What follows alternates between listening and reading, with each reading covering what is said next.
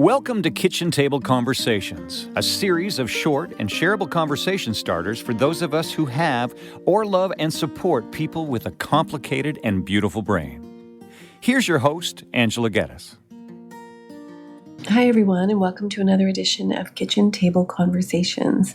And once again, these kitchen table conversations are meant to be conversation starters for you to bring back to your kitchen table so that we can help raise some awareness, maybe debunk some myths, offer some clarification, or just offer some real challenging conversations that we can debate and learn more ourselves about.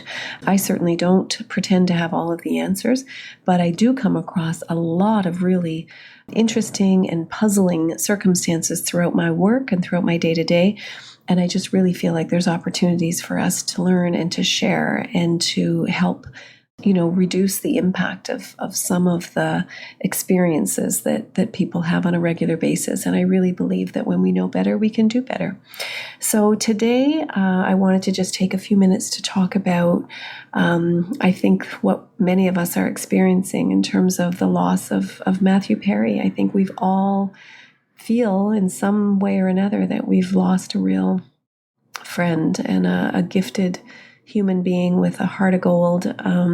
Of course, I didn't know him, but we all sort of feel like we did. And, he was just such a big part of so many of our lives.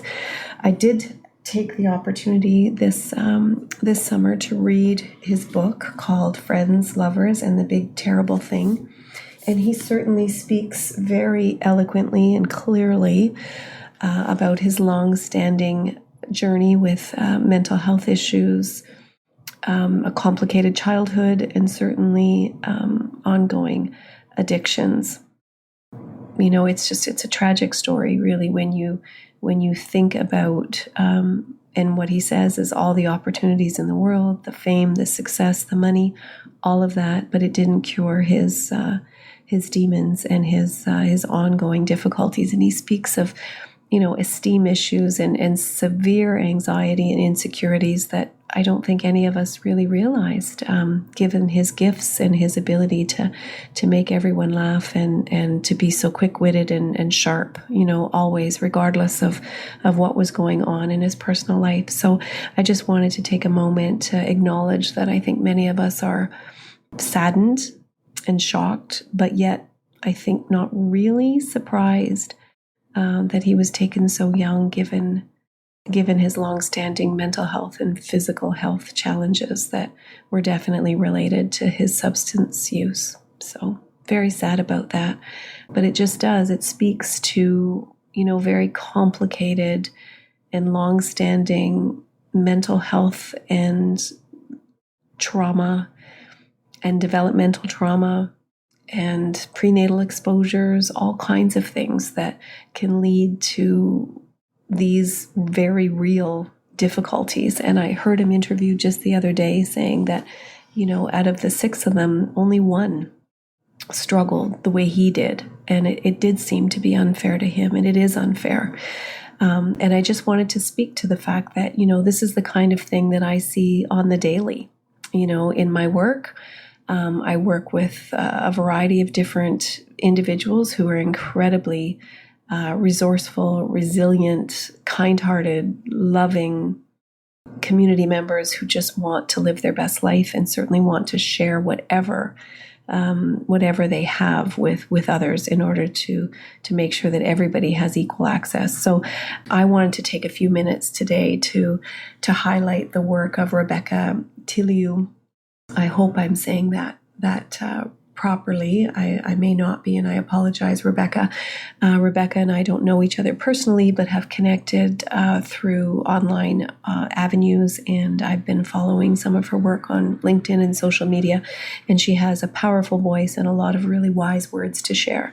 So I encourage you to check out my website, and I am going to highlight a little bit of the story that she has to tell, because I don't think anybody can do it better than somebody who actually lives this every day.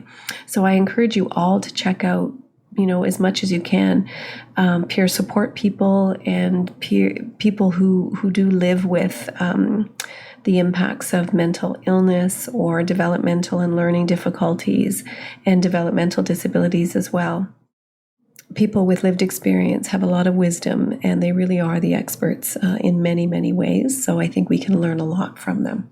So again, I'm going to read just a little bit of what Rebecca has to offer, and I will post it on my website, and I will encourage you all to have a deeper look at it and to spend some time and really share it if you possibly can, because once again, the purpose of this podcast is to help broaden our audience and to do whatever we all can do to build more inclusive communities, to, deepen our understanding, reduce the stigma that's so often attached, and to debunk some of our myths and our understandings of why people are homeless, for example, or why people can't keep a job, for example. So she invites us all to close our eyes. So I'm going to ask that you do that if that's available to you. She says, yeah, go ahead, close them. And now I want you to envision, and in this case, it's a foster child, but I know in my practice, I can say any adult child from a variety of different ages. She's talking about teenagers who are 18 years old that are just transitioning to adulthood. And let's say that his name or their name is Harrison. They are considered an adult, in quotes, by, in her case, state standards. And the state, what she says, doesn't consider trauma, or doesn't consider the trauma that this child has been through. It doesn't consider that on paper, Harrison is 18, but emotionally and socially, they are half of their chronicle age. And I will add, in many cases, Rebecca suggests that this 18-year-old adult leaves foster care to go find a job, to find a place to live, and to support themselves. Harrison goes to interviews, and they get a couple of job offers because they interview very well. Their verbal skills are amazing, maybe that of a 25-year-old age level. They get excited because they nailed a job. Harrison goes to their first day on the job, but they won't last more than a week. Their first day, they show up late because they have time management skill difficulties. The second day, they are late again. Harrison sets an alarm, but their mind can't calculate how much time is really needed to get in to work in the morning. 15 minutes is not enough time to get out of bed and then remember the tasks one should complete before exiting the door. 15 minutes in Harrison's mind is enough because they are only calculating how long it takes to arrive to work once they are out the door and actually on their way to work. So she's trying to highlight that discrepancy in her mind, or in Harrison's mind, it takes 15 minutes to get to work. So if he sets his alarm and allows himself 15 minutes, he should make it. But he doesn't allow for the extra time that it takes to complete the morning routine. So the employer has no idea about Harrison's FASD because this 18-year-old doesn't want to ruin their chances of employment. Harrison doesn't understand the cause and effect of being late. They do understand that their disability is not understood in much of society, though, so they keep it close to their heart. By the end of the work week, this 18-year-old is brought into their boss's office. The boss has them sit down. They proceed to tell Harrison that the job isn't working out. They were late every day and kept asking how to complete the same round of tasks over and over again. So Rebecca goes on to explain that, up until adulthood, there was a lot of scaffolding in place. There were a lot of people within the school system through individual education plans and having, foster parents or parental figures very close by to help protect individuals from making, poor decisions. And I've seen in my practice many, many instances where the parents are actually doing the homework and completing the assignments with or actually for their young adolescent children to get them through high school because they know how important it is to get a high school diploma. But the individuals who are getting this intensive support and extra help, and like I said, sometimes actually doing the work for them, they're not aware that school is as hard as it actually is. They're not aware of, how how deeply they are relying upon the extra scaffolding that's in place. So then once adulthood happens and they're left to the real world, they don't know that they need continued support. So they don't ask for it, and they're oftentimes a little bit embarrassed, and they are very well aware that they are different and that there is a negative bias and a stigma attached to mental health and learning difficulties and disabilities. So people are not forthcoming, even though people like me often try to encourage communities to be more open and to be aware, and we encourage individuals to be forthcoming and ask for some supports, because it is their human right, but they also know that it's the right of the employer to let them go or to not offer them the position if they're aware of a disability, which is a cold, hard truth that I can't deny. So I know many people who are afraid to out themselves as having any kind of developmental disability, because that once it's out, it's always going to be there, and people feel like they will be judged harshly as a result, and their opportunities will be limited. So I'm sharing this information, and once again, I would encourage you to read the whole article on my website, and recognizing that she's talking about, foster children in the States and in the USA.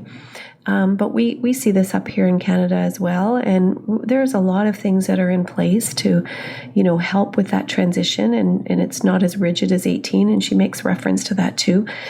But even at 21 or 25, there are some individuals, particularly if they've had additional adverse life experiences, and anybody in the Child Protection Services really has. There's been some trauma in addition to, in many cases, developmental trauma or prenatal exposures that impact development. So it's a complicated situation here. So we are looking at a 25-year-old, but they may have the developmental needs of somebody much, much younger than that.